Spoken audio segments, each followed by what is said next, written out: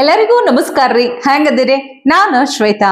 ಜಗತ್ನ್ಯಾಗ ನಡೆದಿರೋ ಸುದ್ದಿನ ನಮ್ಮ ಉತ್ತರ ಕರ್ನಾಟಕ ಭಾಷೆದಾಗ ಹೇಳಿಕ್ ಬಂದೀನಿ. ಮಸ್ತ್ ಚಾ ಕುಡ್ಕೋತ ಖಡಕ್ ಮಿರ್ಚಿ ಮಂಡಕ್ಕಿ ನೋಡಿ ಸುಮ್ ಕುಂದ್ರಬೇಡ್ರಿ. ಮತ್ತ ನಮ್ಮೆಲ್ಲಾ ವಿಡಿಯೋಸ್ಗಳನ್ನ ಲೈಕ್ ಮಾಡ್ರಿ. ನಿಮಗೇನ್ ಅನ್ನಿಸ್ತದೆ ಕಮೆಂಟ್ ಮಾಡ್ರಿ. ನಿಮಗ್ ಗೊತ್ತಿದ್ದವ್ರಿಗೆಲ್ಲ ಶೇರ್ ಮಾಡ್ರಿ. ಇನ್ನು ನಮ್ಮ TV Vikrama digital channel subscribe ಮಾಡುವುದಂತೂ ನೆನಪು ಹಾರ್ಬೇಡ್ರಿ. ಇವತ್ತು ಮೊದಲಿಗೆ ಒಂದು ಜೋಕ್ ಹೇಳ್ಬಿಡ್ತೀನಿ. ಹಿಂಗ ಹೋಟೆಲ್ ಎದುರ ಒಂದು ಬೋರ್ಡ್ ಹಾಕಿದ್ರಂತ, ಬರ್ರಿ ನಿಮಗ್ ಎಷ್ಟ್ ಬೇಕ್ ತಿನ್ರಿ, ಏನ್ ಬೇಕ್ ತಿನ್ರಿ, ಬಿಲ್ ನೀವಲ್ಲ ನಿಮ್ ಮೊಮ್ಮಗ ಕೊಡ್ತಾನ ಅಂತ ಬರ್ತಿದ್ರಂತ. ಇದನ್ನ ನೋಡಿ ಅಗದಿ ಹಿಗ್ಗಿನಿಂದ ಜೋಶ್ನ್ಯಾಗ ಹೋದಂತ ಒಬ್ಬ ಯುವಕ, ಇನ್ನ ಲಗ್ನನೂ ಆಗಿರ್ಲಿಲ್ಲ ಅವನಿಗೆ, ಹೋದ ಆಸಾಮಿ ಮಸ್ತ್ ತಾನೇ ಭಾರಿ ಶಾಣೆ ಅಂತ ತಿಳ್ಕೊಂಡ್ ಹೋಟೆಲ್ ಒಳಗ್ ಹೋಗಿ ಕುಂತ ಏನ್ ಬೇಕ ಮೆನು ಕಾರ್ಡ್ನಾಗ ಇದ್ದಿದ್ ಎಲ್ಲ ಆರ್ಡರ್ ಮಾಡಿ ತಿಂದ ಕಂಠ ಮಠ ಜಡದ ನೋಡ್ರಿ. ಆಮೇಲೆ ಏನಂದ್ರ ಅದು ಮೋಸ್ಟ್ಲಿ ಎಲ್ಲ ತಿಂದಿದ್ರ ಬಿಲ್ ಒಂದು 500 ರೂಪಾಯಿನ ಒಂದ್ 1000 ರೂಪಾಯಿ ಆಗಿರ್ತೈತಿ. ಆದ್ರೆ ಇದೆಲ್ಲ ತಿಂದ ಮೇಲೆ ಕೈ ತೊಳ್ಕೊಂಡು ಸ್ಟೈಲ್ ಆಗಿ ಹೊರಗೆ ಹೊಂಟಿದ್ದ. ಅವಾಗ ಹೋಟೆಲ್ದವ್ರು ಹಿಡಿದು ತಂದು ನಿಲ್ಸಿರುದು, ಬರ್ರಿ ಸರ್ ಬಿಲ್ ಕೊಡಬರ್ರಿ ಅಂತ ಹೇಳಿ. ಇದೇನಿದು ಹಿಂಗ್ ಅಂತೀರಿ ನೀವು? ಅಲ್ಲ ಬೋರ್ಡ್ ಮೇಲೆ ಬರ್ದಿರಿ ನೀವು ಬಿಲ್ ನೀವಲ್ಲ ನಿಮ್ ಮೊಮ್ಮಗ ಕೊಡ್ತಾರಂತ ಹಾಕಿರಿ, ಈಗ ನೋಡಿದ್ರೆ ನಾನು ರೊಕ್ಕ ಕೇಳಲಿಕ್ಕತ್ತಿರಲ್ಲ ಅಂತ ಒದರಾಡ್ಲಿಕ್ಕೆ ಚಾಲು ಮಾಡ್ದ. ಅವಾಗ ಹೋಟೆಲ್ ಯಜಮಾನ ಅಗದಿ ಶಾಂತದಿಂದ ಹೇಳ್ದ, ನೋಡಪ್ಪ ಇದು ನೀನು ತಿಂದಿದ್ದಕ್ಕಲ್ಲಪ್ಪ ಬಿಲ್, ನೀ ತಿಂದಿದ್ದಕ್ಕ ನಿಮ್ಮ ಮೊಮ್ಮಗನೇ ಬಿಲ್ ಕೊಡ್ತಾನ. ಆದ್ರ ಈಗ ಬಿಲ್ ಕೊಡಾಕತ್ತಿದ್ದು ನಿಮ್ಮ ಮುತ್ಯ ತಿಂದಿದ್ದಕ್ಕ ಕ್ಲಿಯರ್ ಮಾಡಿ ಹೋಗು ಅಂತ ಅಂದ್ರಂತ. ಹೋಗ್ರಿ ಎಷ್ಟ್ ಹಳಿ ಜೋಕ್ ಹೇಳ್ಲಿಕ್ಕತ್ತೀರಂದ್ರೆ ನೀವು. ಜೋಕ್ ಹಳಿದೆ ಅದರಿ. ಆದ್ರೆ ಈಗ ರಾಜ್ಯದಾಗ ನಡಿಲಿಕ್ಕತ್ತವಲ್ಲ ಈ ಗ್ಯಾರಂಟಿ ಯೋಜನೆಗಳು, ಒಂದ್ ಕಡೆ ಫ್ರೀ ಉಚಿತ, ಒಂದ್ ಕಡೆ ಇನ್ನೊಂದ್ ಕಡೆ ಎಲ್ಲದ್ರದ್ದು ರೇಟ್ ಜಾಸ್ತಿ ಆಗ್ಲಿಕ್ಕತ್ತದ. ಇದೇ ತರ ಐತಿಲ್ ಹೇಳ್ರಿ ನೀವು. ಈಗ ನಿಮ್ ಹೆಂಡತಿಗೆ ಫ್ರೀ ಟಿಕೆಟ್, ಆದ್ರ ಗಂಡಗ ಡಬಲ್ ರೇಟ್, ನಿಮ್ ಅಕ್ಕಗ ಫ್ರೀ ಟಿಕೆಟ್, ನಿಮ್ ತಮ್ಮಗ ಡಬಲ್ ರೇಟ್, ಮತ್ ಹಿಂಗೆ ಆಯ್ತಿಲ್ ಹೇಳ್ರಿ. ಈ ಖರೆ ನಾ ವಿಚಾರ ಮಾಡ್ಲಿಕ್ಕತ್ತಿದ್ಯಾ, ಈ ವಿಧಾನಸಭೆ ಚುನಾವಣೆ ಟೈಮ್ನಾಗ ಕಾಂಗ್ರೆಸ್ನವರು ಈ ಗ್ಯಾರಂಟಿ ಯೋಜನೆಗಳು ಅಂದ್ರೆ ಉಚಿತ ಯೋಜನೆಗಳನ್ನು ಘೋಷಣೆ ಮಾಡಿದ್ದಾರೆ ಯಾಕಂತ ಹೇಳ್ರಿ. ಇದ್ರ ಮೂಲ ಉದ್ದೇಶ ಏನು? ಹೌದು, ಇವತ್ತು ದಿನಕ್ಕ ಎಲ್ಲಾನು ತುಟ್ಟಿ ಹಾಕೋತ್ ಹೊಂಟಾವ, ಜೀವನ ಬಹಳ ಕಾಸ್ಟ್ಲಿ ಆಗ್ಲಿಕ್ಕತ್ತದ. ಹಿಂಗಾಗಿ ಮಧ್ಯಮ ವರ್ಗದವ್ರು ಅಷ್ಟೇ ಅಲ್ಲ, ಈ ಬಡವ್ರಿಗಂತೂ ಬಹಳ ಹೈರಾಣ ಆಗ್ಲಿಕ್ಕತ್ತದ ಜೀವನ ನಡೆಸೋದು. ಹಿಂಗಾಗಿ ಬಡವ್ರು ಉದ್ಧಾರ ಆಗಬೇಕು ಅನ್ನೋ ಕಾರಣಕ್ಕ ಗ್ಯಾರಂಟಿ ಯೋಜನೆಗಳನ್ನ ಘೋಷಣೆ ಮಾಡಿದ್ರು. ಆದ್ರೆ ಖರೆ ಬಡವ್ರು ಉದ್ಧಾರ ಆಗ್ಲಿಕ್ಕತ್ತಾರ? ಅವತ್ತಿನ ರೇಟ್ ಏನಿತ್ತು, ಇವತ್ತಿನ ರೇಟ್ ಏನಿತ್ತು ಅಂದ್ರ, ಅವತ್ತು ಬಿಜೆಪಿ ಸರ್ಕಾರ ಇದ್ದಾಗ ರೇಟ್ ಏನಿತ್ತು, ಇವತ್ತು ಕಾಂಗ್ರೆಸ್ ಸರ್ಕಾರ ಇದ್ದಾಗ ರೇಟ್ ಏನದ ಅಂತ ಹೇಳಿ ದಾಖಲೆ ಸಮೇತ ಹೇಳ್ತೀನಿ ಕೇಳ್ರಿ. ಹಾಲಿನ ರೇಟ್ ಆಗಿರಬಹುದು, ಪ್ರತಿ ಯೂನಿಟಿಗೆ ವಿದ್ಯುತ್ ದರ ಆಗಿರಬಹುದು, ಪೆಟ್ರೋಲ್ ಡೀಸೆಲ್ ರೇಟ್ ಆಗಿರಬಹುದು, ರೈತರ ಪಹಣಿ ಆಗಿರಬಹುದು, ಮುದ್ರಾಂಕ ಶುಲ್ಕ ಆಗಿರಬಹುದು, ಹಿಂಗ್ ಒಂದೊಂದರ ಬೆಲೆ ಯಾವ್ದು ಹೆಚ್ಚಾಗ್ಯದ ಯಾವ್ದು ಕಡಿಮೆ ಆಗ್ಯದ, ಅವತ್ತಿನ ಬಿಜೆಪಿ ಸರ್ಕಾರದಾಗ ಹೆಂಗಿತ್ತು, ಇವತ್ತಿನ ಕಾಂಗ್ರೆಸ್ ಸರ್ಕಾರದಾಗ ಹೆಂಗದ ಅಂತ ನೋಡ್ಬಿಟ್ರಿ ನೀವೇ ಒಂದ್ಸಲ.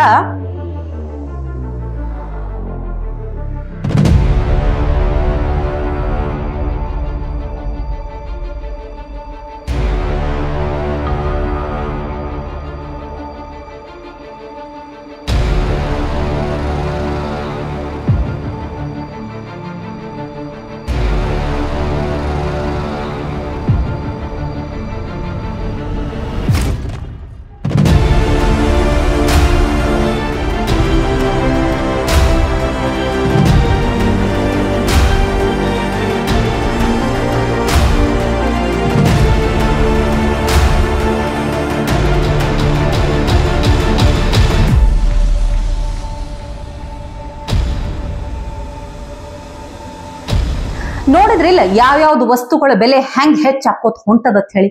ಒಂದ್ ಕಡೆ ಬೆಲೆ ಏರಿಕೆ, ಮತ್ತೊಂದು ಕಡೆ ಬಾಣಂತಿಯರ ಸಾವು, ಇನ್ನೊಂದು ಕಡೆ ಅಧಿಕಾರಿಗಳು ಗುತ್ತಿಗೆದಾರರ ಆತ್ಮಹತ್ಯೆ, ಹಿಂಗ ಒಂದಿಲ್ಲ ಒಂದು ಗದ್ಲ ಕಿರಿಕಿರಿಯಿಂದಾಗಿ ಇದಕ್ಕೆ ಕಾರಣ ಆಗಿರುವಂತಹ ರಾಜ್ಯ ಕಾಂಗ್ರೆಸ್ ಸರ್ಕಾರದ ವಿರುದ್ಧ ಈಗ ಬಿಜೆಪಿದವರು ಎಲ್ಲಾ ಕಡೆ ಪ್ರತಿಭಟನೆ ಮಾಡ್ಲಿಕ್ಕತ್ತಾರ. ತಮ್ಮ ಪ್ರತಿಭಟನೆಯಿಂದ ಮೈ ಚಳಿ ಬಿಡಿಸ್ಲಿಕ್ಕತ್ತಾರ. ಹಂಗಾದ್ರ ಸರ್ಕಾರ ಎದ್ರಾಗ ಬಿಸಿ ಐತಿ? ಇಷ್ಟೆಲ್ಲ ಗದ್ಲ ಕಿರಿಕಿರಿ ಆದ್ರೂ ಎಲ್ಲ ಐತಿ ಅಂತ ಕೇಳ್ಲಿಕ್ಕತ್ತೀರಿ ನೀವು. ನೋಡ್ರಿ, ರಾಜಕೀಯದಾಗ ಇಬ್ರು ಜಗಳ ಆಗಿದ್ರ ಮೂರನೇವ್ರಿಗೆ ಲಾಭ ಅಂತ ಹೇಳ್ಬಹುದು. ಆದ್ರೆ ಇಲ್ಲಿ ಕಾಂಗ್ರೆಸ್ನಾಗ ಬೇಕಾದವ್ರಿಗೆ ಕೇಳ್ರಿ, ಇವತ್ತ ನಾ ಸಿಎಂ ಆಗ್ತೀನಿ ಅಂತ ಮುಂದದಾರ. ಈಗ ರೇಸ್ನಾಗ ನೋಡ್ರಿ, ಫಸ್ಟ್ ಲಿಸ್ಟ್ ನಾಗ ಫಸ್ಟ್ ಹೆಸರು ಅಂದ್ರೆ DK ಶಿ ಅವ್ರದ್ದು. ಅದ್ರಾಗ ಏನ್ ಬ್ಯಾರೆ ಮಾತೇ ಇಲ್ಲ. ಸಿಎಂ ಸಿದ್ದರಾಮಯ್ಯನವ್ರ ಜೊತಿನೇ ಒಂದೇ ಸ್ಥಾನದಾಗೆ ಇವರು ಜೊತೆಗೆ ನಿಂತಿದ್ರು. ಇನ್ ಇದ್ರ ನೆಕ್ಸ್ಟ್ ಗೃಹ ಸಚಿವ ಪರಮೇಶ್ವರ್ ಅವ್ರು ಆಗಿರಬಹುದು. ಇನ್ ಹಿರಿಯ ನಾಯಕ RV ದೇಶಪಾಂಡೆ ಅವ್ರಂತೂ ಸೀದಾ ಹೇಳ್ಬಿಟ್ಟಾರ, ಮಂತ್ರಿ ಆಗಿ ಸಾಕಾಗ್ಯದ, ಇನ್ನೇನಿದ್ರು ಮುಖ್ಯಮಂತ್ರಿ ಆಗ್ಬೇಕು ಅಂತ ತಮ್ಮ ಆಸೆ ಹೇಳ್ಕೊಂಡ್ರು. ಅದನ್ನ ಕೇಳಲಿಕ್ಕೆ ಜಮೀರ್ ಅಹಮದ್ ಖಾನ್ ಅವ್ರಿಗೆ ಕೇಳಿದ್ರೆ, ಮುಖ್ಯಮಂತ್ರಿ ಆಗೋ ಆಸೆ ಯಾರಿಗಿರುದಿಲ್ಲ, ನನಗೂ ಐತಿ ಅಂತ ಹೇಳ್ಬಿಟ್ರು. ಹಿಂಗಾಗೆ ನೋಡ್ರಪ್ಪ. ಈಗ ಇವತ್ತು ಕಾಂಗ್ರೆಸ್ನಾಗ ಯಾರಿಗ್ ಬೇಕಾದವ್ರಿಗೆ ಕೇಳ್ರಿ, ನಾನು ಸಿಎಂ ಆಗೋ ಆಸೆ ಐತಲ್ಲ, ನನಗ್ನು ಅವಕಾಶ ಸಿಕ್ಕರೆ ಸಿಎಂ ಆಗಿ ಆಗ್ತೀನಿ ಅಂತ ಹೇಳ್ತಾರ. ಈಗ ಈ ಸತೀಶ್ ಜಾರಕಿಹೊಳಿ ಅವರ ಅಭಿಮಾನಿಗಳು ಎಷ್ಟು ಓವರ್ ಕಾನ್ಫಿಡೆಂಟ್ ಆಗ್ಯಾರ ಅಂದ್ರ ಸೀದಾ ಘೋಷಣೆನೇ ಕೂಗ್ಲಿಕತ್ತಾರ, ಮುಂದಿನ ಮುಖ್ಯಮಂತ್ರಿ ಸತೀಶ್ ಜಾರಕಿಹೊಳಿ ಅಂತ ಹೇಳಿ. ಕೇಳ್ರಿ ಒಂದ್ಸಲ.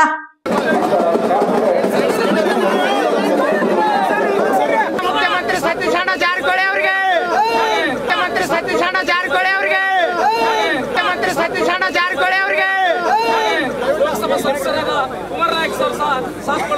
ಇನ್ನು ಇಷ್ಟ ದಿನ ರಾಹುಲ್ ಗಾಂಧಿ ಸೋನಿಯಾ ಗಾಂಧಿ ಅವರ ಕುಟುಂಬದ ಬಗ್ಗೆ ಬಹಳಷ್ಟು ಮಾತುಗಳನ್ನು ಕೇಳಿರ್ತೀರಿ. ಅವ್ರು ಇಟಲಿ ಬಾರ್ ಡಾನ್ಸರ್ ಅಂತಾರ, ಇವರು ರಾಹುಲ್ ಗಾಂಧಿ ಅಂತೂ ಕೌಲ ಬ್ರಾಹ್ಮಣ ಅಂತ ಕರ್ಕೋತಾರ. ಹಿಂಗಾಗಿ ಇವ್ರ ಕುಟುಂಬದ ಬಗ್ಗೆ ಬಹಳಷ್ಟು ಪ್ರಶ್ನೆಗಳದಾವ. ಇಲ್ಲೊಬ್ರು ಭಾರಿ ಎಕ್ಸ್ಪ್ಲನೇಷನ್ ಕೊಟ್ಟಾರ, ಒಂದ್ ಸಲ ಕೇಳ್ಬಿಡ್ರಿ, ಖರೆ ಅನಿಸ್ತದ ಸುಳ್ಳು ಅನಿಸ್ತದ, ಹಂಗ ಕಮೆಂಟ್ ಮಾಡಿ ತಿಳಿಸ್ರಿ. देखिए सोनिया गांधी एज अनपढ़ लंदन बियर बार में 12 साल उसने डांसर रही। इसकी माँ जो है रशियन थी, बाप जो इटली समुद्र के किनारे मछली मारता था, झोपड़पट्टी में रहती थी इटली में। इसकी 4 बहनें 3 भाई हैं, टोटल 9 आदमी है।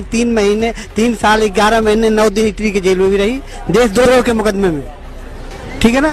क्योंकि इसकी माँ जो है KGB एजेंट थी और बाप CI एजेंट था। सोनिया गांधी कोई स्कूल में नहीं गई है, केवल उसकी PhD बियर बार की है 12 साल। माधवराव सिंधिया के घर पे नौकरानी थी लंदन में। राजीव गांधी और संजय गांधी घूमने गए थे, पायलट हो गए थे, तो रात को पेन गेस्ट हुए तो एक खाना न लेके आई तो परिचय हो गया। आज जब 1 हफ्ते बाद आए तो इंदिरा गांधी का पहला हस्बैंड था फिरोज खान। ಇನ್ನು ಜಮ್ಮು ಮತ್ತು ಕಾಶ್ಮೀರದ ಮುಖ್ಯಮಂತ್ರಿ ಒಮರ್ ಅಬ್ದುಲ್ಲಾ ಪ್ರಧಾನಿ ನರೇಂದ್ರ ಮೋದಿ ಅವರನ್ನ ಮುಕ್ತ ಮನಸ್ಸಿನಿಂದ ಹಾಡಿ ಹೊಗಳಾರ ನೋಡ್ರಪ್ಪ. ಜಮ್ಮು ಕಾಶ್ಮೀರದಾಗ ಸಂಪರ್ಕ ವ್ಯವಸ್ಥೆ ಸುಧಾರಿಸಲಿಕ್ಕೆ ಮೋದಿ ಬಹಳಷ್ಟು ಚಲೋ ಕೆಲಸ ಮಾಡ್ಯಾರ ಅಂತ ಎಷ್ಟು ಚಂದ ಹೊಗಳಿಕತ್ತಾರ ಕೇಳ್ರಿ.